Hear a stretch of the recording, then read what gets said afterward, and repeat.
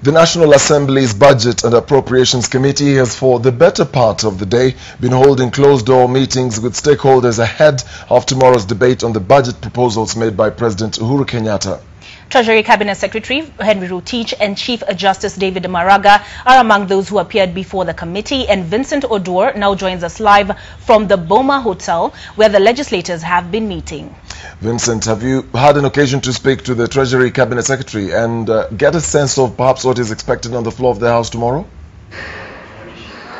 Absolutely. The Treasury CS Henry Rotich just left the meeting at about 8:20 this evening, and we spoke to him, and he told us that basically today what he was doing is taking through the members of the Budget and Appropriation Committee on some of the budget cuts proposal he has forwarded, because they are trying to reduce the budget and trying to kind of save about 55 billion shillings from the initial budget of over 3 trillion shillings.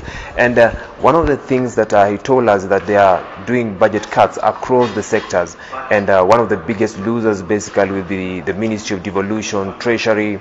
And I've spoken to some of the members who are in the meeting. They're saying that they are going to they've added the amount allocated to judiciary. That's basically what is happening. And also the Chief Justice was here, and basically what is going on right now, the meeting is still underway, and the chairman Kimani Chungwa said he's likely to speak to us a few minutes from now. But basically what has been happening since 9 a.m. in the morning, they have been having a series of meeting heads of various sectors to try and see some of the cuts they can do, so that tomorrow they can work on their report tonight and be able to present a supplementary reduction budget tomorrow in Parliament, which the members of Parliament will be able to vote against or for, together with the memorandum from the President.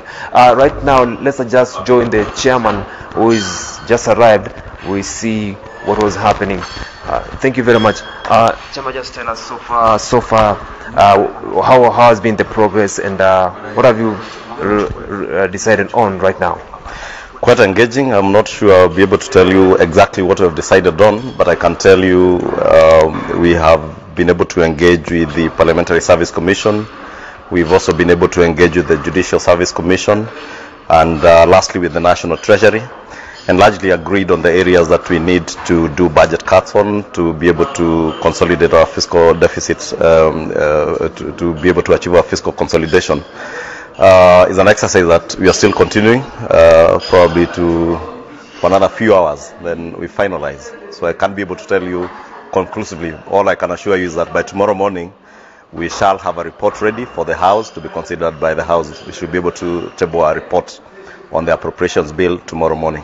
Have there been any sort of conflicting views between you and Treasury, given that some of the MPs that were spoken to wanted to reduce the budget even further, and according to Treasury Cabinet Secretary Henry Rotich, that would be possible if the government needs to achieve some of the infrastructural growth for the county and national government projects that they've set in place?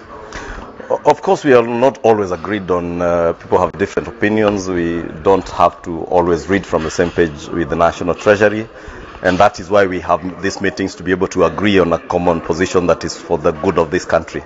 People have different views. There are those who have views that financing can be done off balance sheet through other means, but I think we are dealing with very special circumstances. It's the first time I think we are doing a supplementary budget at this time of the year, only 2 months into the financial year, and therefore special circumstances call for special opportunities to be able to find solutions. And what we have been doing is to be able to engage with the National Treasury and all the other stakeholders to be able to find a compromise and strike a balance between what our revenues are and what our expected expenditures in the course of the year will be.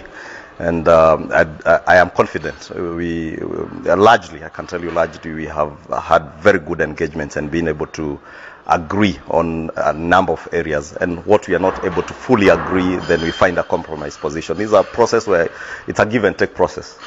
And some of the Treasury Cabinet Secretary. The chair of the Budget and Appropriations Committee of the National Assembly speaking to Vincent Oduor there.